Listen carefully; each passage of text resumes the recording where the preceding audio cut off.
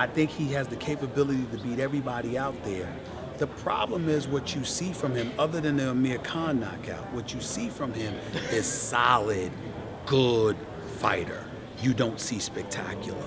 And unfortunately, the way the sport of boxing goes right now, you get to avoid dudes a lot of times. So promoters control everything. You don't necessarily have to get guys in the ring against one another, or even if you do, you can delay it for months upon months at a time, or years upon years at a time. That's the problem for Danny Garcia. You think about Danny Garcia, what have you been hearing? You've been hearing Terrence Crawford, who's a division lower. You've been hearing Errol Spence Jr. You hear Keith Thurman. My God, I've heard more about Sean Porter than I've heard about Danny Garcia. And we all know that Garcia is a better fighter.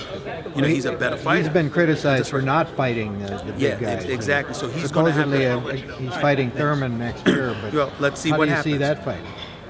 I don't know. Not yet. I need to see more. I really, because you know why? Thurman is a bit reckless at times because he's swinging haymakers to take you out.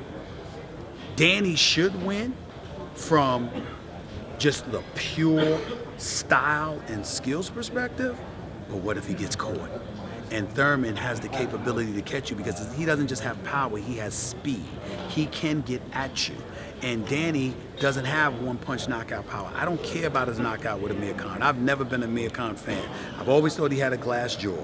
I mean, he got knocked out as a lightweight. So I knew what Canelo was going to do to him. It was just a matter of whether he got caught or not. So I look at Amir Khan and knocking him out, it doesn't move me that much. I want to see a Danny Garcia against a Thurman, a Porter, Errol Spence and those guys. I want to see Danny Garcia against those guys. I'd love to see those fights before I'm able to say more about him, but he definitely deserves to be in the equation. If Chris Algieri can get into a ring with an Errol Spence and a Manny Pacquiao, why the hell isn't Danny Garcia in that mix? There's no excuse for that.